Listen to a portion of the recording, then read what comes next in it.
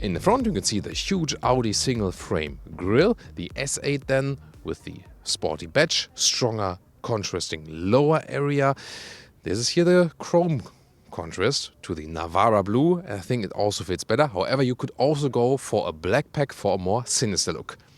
LED headlamps are standard, optional. The matrix LED with laser light function, which is also equipped with this vehicle. And taking a look here at the turning indicators or hazard lights, of course in the spectacular cascading style.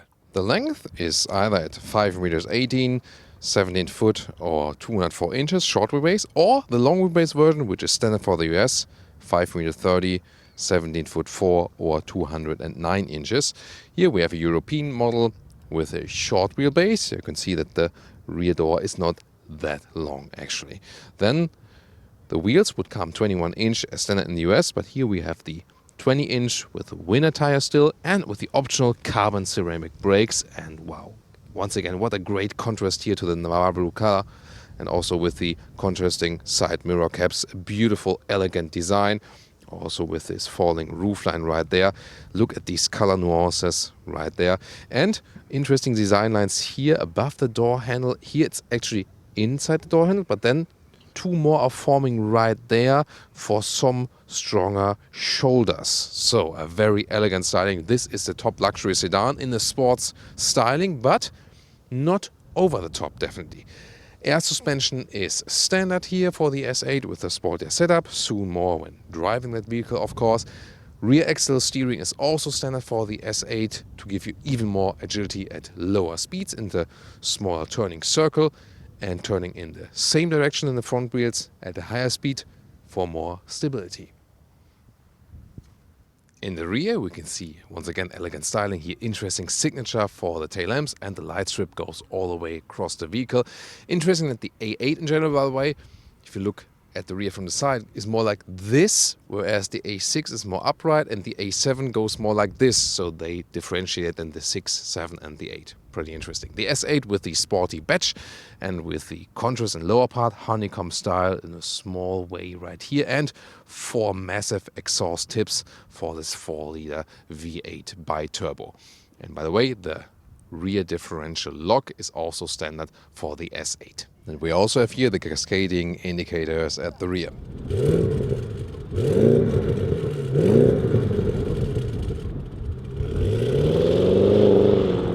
And under the hood here we have a 4-liter V8 bi-turbo in the S8 with 571 horsepower.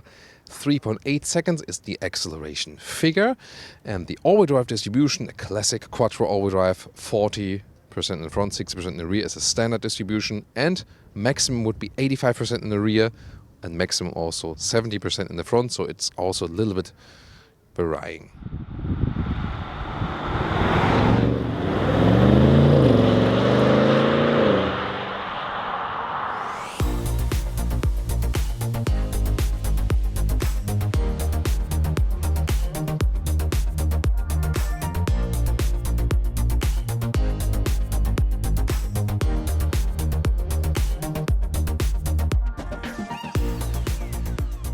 Car key as badge at the other side. Here we go. Then first of all, door closing sound. Ooh, nice, very solid. And have you seen that? Here, the car lifted up because I opened the door, the air suspension put it up. And also an option, door closing with a soft close. Really cool. And I mean, this lifting up of the air suspension was really quick as well for better entry level. Then everything stretched tightly, carbon fiber design, then a bright microfiber, that's beautifully done. The door handles here, they open from the lower part and just a little bit, because there's also, you know, a help to get out of the vehicle, so the door automatically opens a little bit. Optional B&O sound system, great 3D sound, and then this S interior, or the S8 steering wheel and with the badge, huge 2 openings. We know that from the normal A8. The seats, they come here with the sport seats with the S stamping. In Europe, you could also go back basically to the normal comfort seat. That's possible. In US, only the sport seat here available. And sadly for the S8, so far only with animal skin. In the Audi e-tron GT, there's more progress for animal-free materials. Then getting inside, this is really great comfort here. So the seat form itself is really awesome comfort. And when I put the seat all the way down with one with A6 or 6 with 1, plenty of headroom. I usually put it up that it's a little bit more upright. I have better seating comfort than electronic support here for the steering wheel, up and down, in and out. Takes a while, but it's also a good and smooth process, and yeah, really a place to relax. The thing is, when you think about, yeah, you found this car so cool, you don't really need the space in the rear, and you want it a little bit cheaper. Indeed, if you think about an Audi A6 or Audi A7, and they're also available in the S models, then, for example, or in sportier models, in the front, they are not too different indeed. So if you're driver focused, you will also be fine with the A6, S6, S7, A7. Won't make such a difference seating-wise in the front. Screens, screens, screens. 12.3, 10.1, 8.6. But the funny thing is, although it's screens all over the place, the user interface is the best screenish interface we know. Why? It's still straightforward. Soon we'll show you with all the details of the screens. Rest of the interior, you see here, stretched horizontally. This, you can serve food, theoretically, if you would be allowed to serve food in a vehicle, which is never allowed. Yeah, sorry, my rule. Then here, ambient lighting, beautiful, especially at nighttime driving. Our nighttime drive will, of course, also commence soon. Then the Quattro logo, the glove box, and a little bit overlapping right here. Such a clean design layout, definitely. Steering wheel here with volume control on the right side, left side to control the digital instruments, and also more about that soon. These screens can also interact together a little bit. For example, if you're in a GPS and search for an address, then the lower part becomes either the keyboard here, or you can, like write, like here, Berlin. Sorry, that's, the car, here, the car could read my terrible handwriting. Thank you, S8. So this will be possible, of course, also with the voice control. Then here in the lower part, you can activate the camera system, for example, and the camera system also has this 3D view. That's always spectacular. Oh, they didn't go for the blue color here. That would have been a cool detail, wouldn't it? Then here in the lower middle console, we have the automatic shifting lever with a carbon fiber cover. That's fancy. And cup holders are hidden here, adaptive. And then we have this armrest, and you can either put them up a little bit like this. This is really practical for driving, or then lift them up completely. But here there is like this. I'm not sure, that doesn't sound right, It's the only thing I find here in the interior which doesn't sound right. Also here, and when you put it all the way up, then you have space for your phone. Also wireless for Apple CarPlay, Android Auto. Then you can also use the inductive charging pad. And the chargers here, 2 times USB-A. Now the digital instruments, they're very clear to read, also with a sporty styling. Then here, left side, you can have the map, but you can also switch what you want to see. Like there's here also the nighttime view, for example. Oh, by the way, this consumption here, this was with high-speed driving, like too fast driving. Zoom more to the normal consumption while driving, of course, or the minimum. Here, map all over the place. Is also possible. So yeah, one of my favorite virtual instruments. Head-up display with the current speed, loud speed, and also some assistant systems info. If you have a route set, you'll also have some guidance from the GPS there. Top screen then, I think a very straightforward, normal main menu. And on the left side, you can also have this as a hotkey. So for example, when you are in the GPS with a great satellite view, the CPU power is also way than enough here, so they do not have a problem with the laggy infotainment system. And then I always put the Apple CarPlay hotkey here on the left side, and then I can also play my music. And I can tell you this B&O Bang & Olufsen sound system here is just super amazing. It's an absolute joy to drive this vehicle and listen to it. Really cool. This is how the Apple CarPlay integration works. also all over the screen. Works very, very well. So I'm really happy with this infotainment system. Lower area, usually I say I want hard buttons for the climate menu, and that's still true. However, for a touchscreen AC unit, it's the best, it's the best buttonless unit, I think, because you can still straightforward reach it either with this sliding or putting plus minus. It's still easy to use while driving. And let's say you're a passenger, changes the temperature on the right side that much. Yeah, sometimes there's a big mismatch then in the feeling of the temperature. And then you want to change it back at some point again, or maybe passenger left the car, then do it like this. Here, this gesture on the screen synchronizes the temperature again. I think a fancy solution. Audi Drive Select is below here, by the way. Well, you usually leave it in the auto mode, but then you can also switch to the dynamic mode right there. And it was always also possible when you leave it in the auto driving mode, but just pull back the shifting lever, you're in the S shifting mode. You also have more boost. Also for the rear doors, we have a soft close. Yay, magic. But that's again an option. And now the difference from the A6 to the A8 is, of course, you have more space in the rear. You have, by the way, here also these electric shades, quite fancy. And then, of course, more space in the rear. This is then the short wheelbase version, told you earlier. In the US version, or when we go for the long wheelbase version in Europe, we have even more rear legroom. However, if you consider the length of the vehicle and then see how much legroom you have here when you are driving as a tall driver, this is of course more than enough legroom. But considering the exterior length, the package on the interior is not that good. The seats are of course very voluminous. So the packaging is not the best, but that's a problem of the segment in general.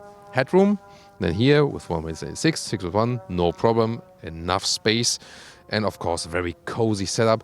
You can get different luxury setups here, also with electric rear seats, that's all possible. Isofix, of course, and here these head restraints, they are really plush and voluminous. In the middle seat, you can theoretically also sit, but that's harder thing to do, but it works space-wise. The middle console right here with two 12-volt power supplies. Then you can put down this and split it. Then you have, for example, here this tablet where you can also play around like with the infotainment system, change something of the lights or the sun blinds and so on, change the settings, change the temperature here for the rear. Then here, some more space. We even have a CD changer here in the rear middle. That's quite funny to see. Like here in the middle part. There we go. There it is. Interesting. So, when we put that up again, here the passenger side, move the seat forward. So this is also an example how you can, be driven. Then of course, even in the short wheelbase version, you have way more than enough space, and can just relax your ride. And by the way, here we also have some cup holders. They are also adaptive. And what's also really funny is that we have here basically also a soft close for this middle console area. Let's see. There we go. Ta-da, ta-da, ta-da. And closed. Now to the trunk. Here we go. Electric hatch. Nice build quality here as well. Then the lower part you can lift up. Some more equipment. Side storage. Not too high, of course, typical sedan style. What's interesting here, there is this ski hatch available. You have to go around and then open it from here. There we go. And then the measurements. But first of all, when I put a backpack in here, that you see that easily fits also height-wise. No problem. Then normal length of the trunk.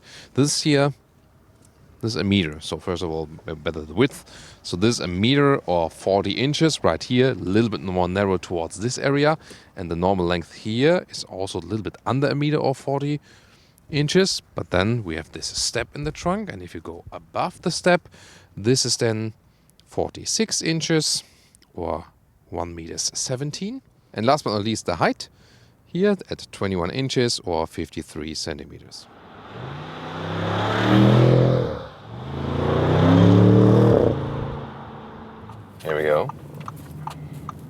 axle steering, awesome. Such a long vehicle, but due to the rear axle steering, really, relatively narrow turning circle. And I promised you something special, told you earlier. We start with this technology feature, and now we'll head on to the German motorway. That will be just a part with unlimited speed. Nighttime experience here with the ambient lighting, beautiful ambient lighting. Of course, I can't help myself but set it to Thomas Blue right here. Yeah, I mean, this is a really cool experience, especially at nighttime. German motorway, German Autobahn, the A1, by the way. So yeah, the highway number 1 is something very special in the US, and Big Sur is, yeah, basically my favorite road all over the world, this part at Big Sur. But here the German Autobahn number 1 is also quite special, especially then for our friends from the US to see something like this here. Then the sports rear differential is standard with the S8. The rear axle steering is standard. Now here dynamic mode, we are at 60 kilometers an hour. Let's go.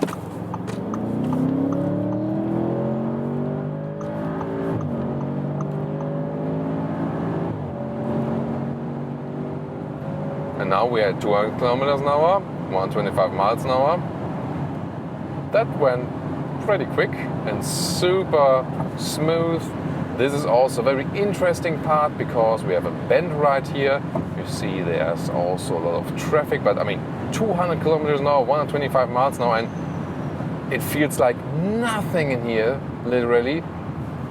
This is like a lower noise level than in some other cars at 80 kilometers an hour or like 50 miles an hour or something. So this is like a lower noise level at, in some other cars at 50 miles an hour, 80 kilometers an hour or something. So incredible noise insulation, and it's such a smooth experience. The only thing you maybe realize at the get-go, the car took a while to shift down first with the kick down. It's just that it's, even when you're in sport mode, it's putting higher gears to keep the consumption rather low. So S shifting mode and dynamic mode, the sport is experience. You can always boost it yourself with shifting down yourself with the great shifting pedals. I mean, I'm here at 150 kilometers an hour, and now I shift back twice.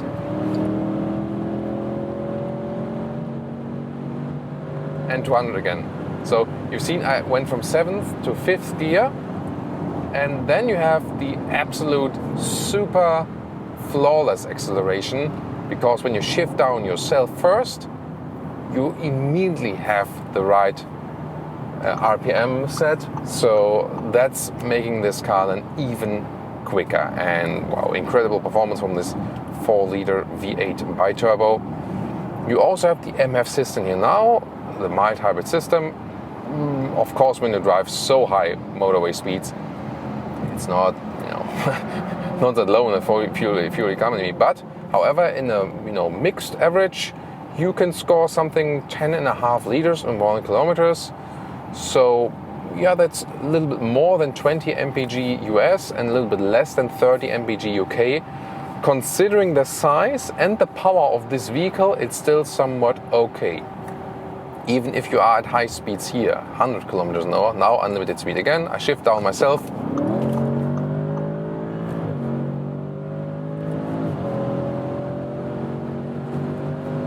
That was 100 to 200 once again.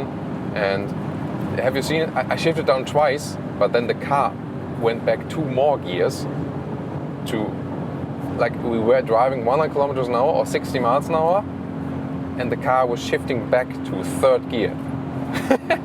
Yeah, and I think also a nice sound. It's not, it's not annoying or something. It's, I would say, it's not too loud. It's nice, sonorous and subtle, because this is a gentleman's vehicle. It's a gentleman's, well, not sports car, it's a gentleman's sports sedan or sports luxury sedan.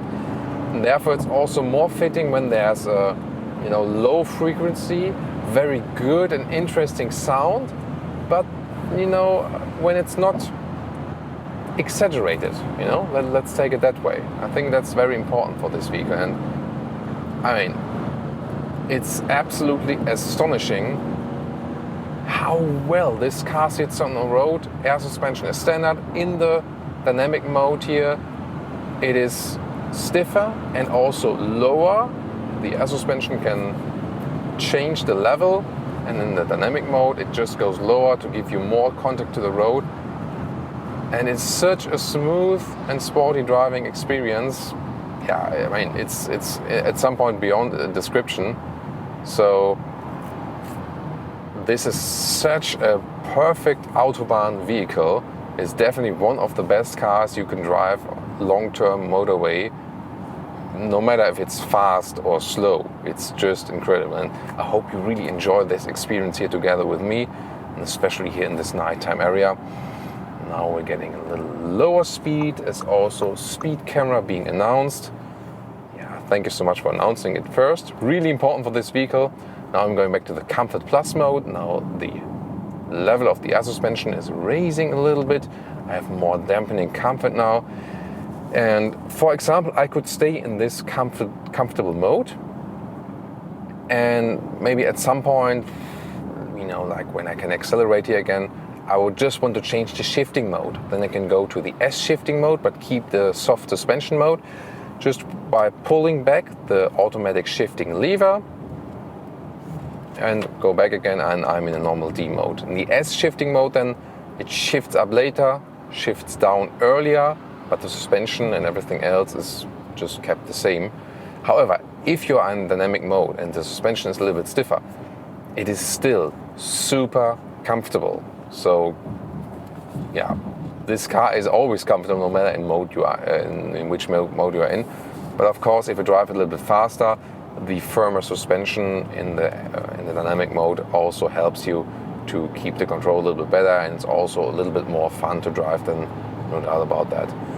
If you do normal accelerations here, like from 100 to 130 kilometers an hour, like I'm doing right now, just with a slight press on the throttle, you don't even realize that. Therefore, you always have to check the speed, that you don't exceed it.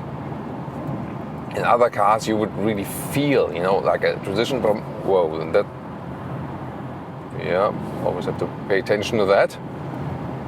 Glad he had that blind spot monitor. Yeah, sometimes I was taking to the right. Yeah, always pay attention to my drive mode. What you see is quite dense traffic, but it's also a realistic scenario. So we have some parts on the motorways where we can drive unlimited, but there's also parts with dense traffic and also with limitations, of course. Then put it to the middle lane, set the cruise control. I can set it to 130 kilometers an hour, which is the current speed. There's also traffic sign recognition, so when the speed is changing, the car will also adapt to that. That's really flawlessly done. Even in advance, this is so-called predictive assistant for more efficiency in the highest build of the assistance systems packages. And then the car will decrease the speed in advance to be more efficient. And when you are not using the cruise control, you will still get info of that. There will be like a lift your foot symbol in the head-up display, and you also feel it with the two vibrations in the throttle pedal, and that is then signalizing, Thomas, lift your foot off the throttle if you want to be more efficient. And efficiency in Germans, that's our thing, Yeah, at least something we can do good, right? We're not, we're messing up so many things all over the place, for sure. Germans will know. But efficiency is, at least in some parts, at least for cars, sometimes quite on top of the point, yeah. So, back to setting the cruise control, and you can just relax then, basically. And then you can also decide if you want this active lane keeping assist or not. And this one is really keeping the car very well in the lane, but you can always deactivate it at any point. Here it's a very smooth thing. You should keep your hands on the steering wheel all the time. It's not nervous, not like left, right. It's really subtle experience that the car is kept on, now please take over steering, direct your attention to the road, evil Thomas. So sometimes always also giving me these false positives, let's call them that way. Blind spot monitor here appearing, really cool. And so helpful to have this one integrated in the mirrors, and then it's also flashing right there when you set the turning indicator. Now even decreasing to 100 kilometers an hour, 60 miles an hour, and I mean, it's so super silent in here. Yeah, that's really amazing. And consumption, of course, a little bit higher because of our high speed, but I mean, at some point when you do like cruise control 100 kilometers or cruise control 60 miles, you can even bring this down to 9 liters on 100 kilometers. That's then very well 30 miles, so 30 mpg US, or even a little bit more, 30 mpg UK. So it is a very, very efficient 8-cylinder engine. Really have to say that. So I'm quite astonished by that. Of course, we rather give you like not the minimum consumption figures, but also more like realistic ones and so on. Really cool when like the motorways go down and up again, and you see on the left side the bright lights, you know, the white lights, and on the right side the braking lights or the normal rear lights. It's always a very cool scenery then for that one. And maybe you also realize how, you know, how I don't have to raise my voice at all. This is definitely one of the most silent vehicles on the road. And the cool thing here about the S8 is you have more power, definitely, but there's no compromise in the comfort. So let's say you have an S-Class and you go for the S-Class AMG, the difference there. Then you have to compromise on comfort a little bit, you know, because the S-Class AMG is just way sportier, but you also lose some of the comfort. Here, A8 or S8, you will have the very same comfort in the S8, just that it's sportier. Of course, more expensive, even more expensive than the normal expensive A8. Yeah, so of course pricing is in a way ridiculous for this segment here overall, because at some point it's not so much more expensive for the manufacturers to build this vehicle, but they just get more money from it, you know. Whereas for an Audi A4, Audi makes like, let's say like 1,000 euros pure revenue with that car, something like that, like low 4-digit scale. And with cars like the A8, Audi makes like a high 5-digit figure pure revenue from that, you know. Now speed is a little bit higher again, and I mean I just have to leave my foot on the throttle just a little bit, and then we already get it. And let's go to the dynamic mode once again, 100 to 130. Let's shift back ourselves, 4th gear. Whoa, that was 140 already. No one saw that. Whew, at least that wasn't recorded on camera what I did now. Yeah, but in all seriousness, I always obey the speed limits, because that's the way. I mean, I had my driver's license, I made it in 2004, yeah, and I never lost it ever since, and I never got like a big fine or something, and that's really important for my job, because I mean, it's like with a taxi driver. If I lose my driver's license, I can't work. So that's really important to me. I mean, sometimes you have these situations where you are super unlucky, you know, like, you know, 100 kilometers an hour, and you say like, don't want to like waste all the fuel. I want to let the car roll out a little bit more, and then you take 1 or 2 seconds longer that you are on the new speed limit, and then exactly there, like a couple of meters before, they put a speed camera. It's like, really? Seriously? Is that so important now for road safety? I mean, we all agree that like in front of schools and, you know, where there's small kids and so on, speed limits should be really strict and really also controlled in a, you know, regular way, if not with fixed speed cameras. Everyone is fine with that, you know, but like situations where they just do it, you know, has nothing to do like with big safety or something, where you just know they do that because they can collect good money in this position, then it's of course, yeah, just unfair, I would say. But I mean, we should all obey the speed limit. They are there to be, you know, obeyed. There's always a reason for that, most of the times. Here now in the traffic situations in the construction lane, it's also a wide vehicle, especially for European taste. So you see, it doesn't really fit with the construction side lanes here. But still, since you have this rear axle steering, it feels more compact than it is. We started the driving part with the rear axle steering, and that really fakes a shorter wheelbase. It feels like it would have a shorter wheelbase, and it drives then like this at slower speeds. The rear axle or the rear wheels turn in the opposite direction than the front wheels, and at higher speeds here they turn in the same direction to give you more stability. And I can just stress again, the rear axle steering is for long wheelbase vehicles one of the coolest technology highlights you can have. It's really awesome, and I would always go for that. Gladly, it's standard here with the S8. What's going on? Accident there or what? Changing the tires? How many people were in this vehicle? It's always funny, like when you're driving just somewhere, somehow, you see so weird and strange stuff sometimes, and you always have it here on camera. I'm not sure if you could see that from this angle, but we had really interesting situations also caught on camera, and it's always great to see then the comments, with the time code and so on.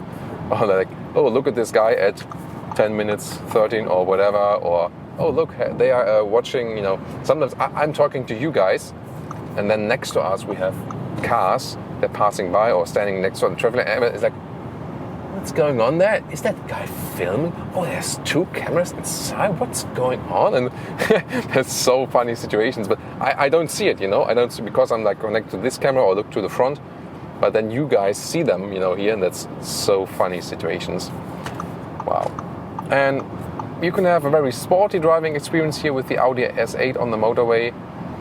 At the same time, a super relaxed experience, especially then with the upgraded infotainment systems here, top-notch, that Audi has to offer. So I really have to say, it is one of my favorite motorway vehicles. Especially to me, of course, and to more and more people, we care about if animals are being used to put in the vehicle. I think that's something from the past. You can have the very same experience with the same material feel and, the quality and so on, even with pure recycling materials nowadays. So I think they should just do it everywhere, and not only, in special models or on request. It should be standard. No one has to lose anything. No one has to lose any luxury experience. We all just can gain from that.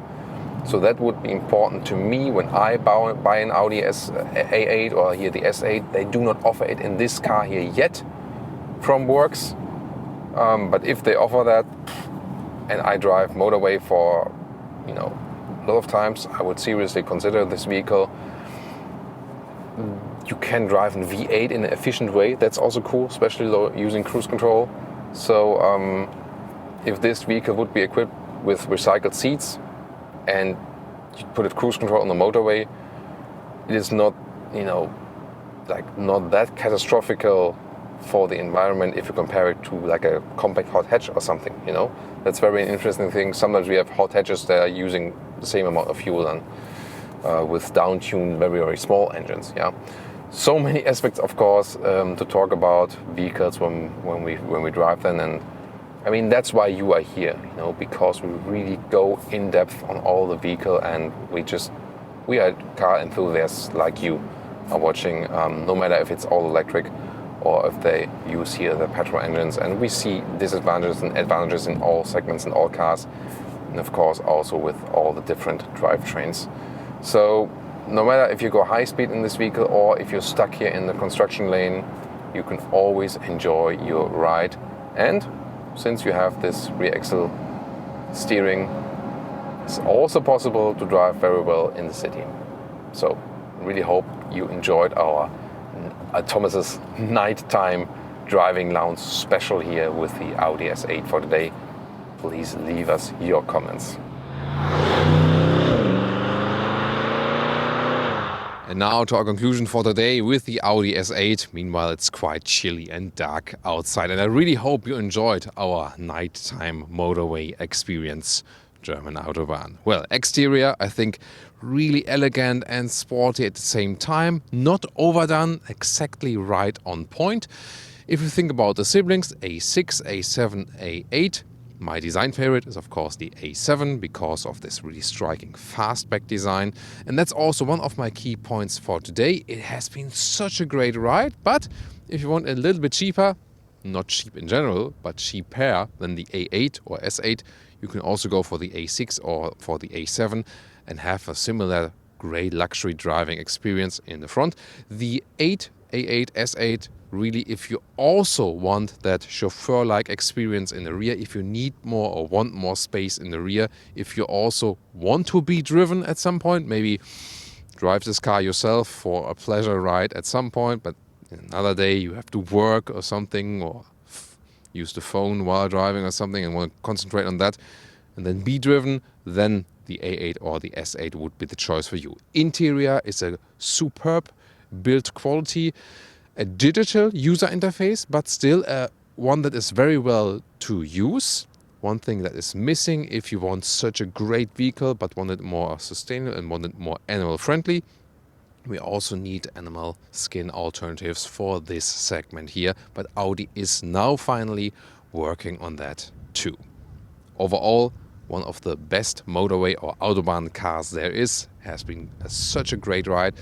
So super comfortable and sporty at the very same time. Impressive vehicle, and said earlier, when you put it to cruise control at a reasonable speed on the motorway, this 4-liter V8 is also indeed quite efficient. Also possible, you know, the consumption figures we scored on the motorway, so some 9 liters minimum on 1 kilometers is actually possible. So that's then very well in the 30 mpg regions. Of course, if you floor it out a little bit more, then more towards 11 liters on 1 kilometers, which is then more like in the 20 mpg regions. So thank you so much for tuning in today. Leave us your comments. Also tune into some relevant reviews. We'll also link other interesting reviews in the video description. So I would say see you there or at our very next review.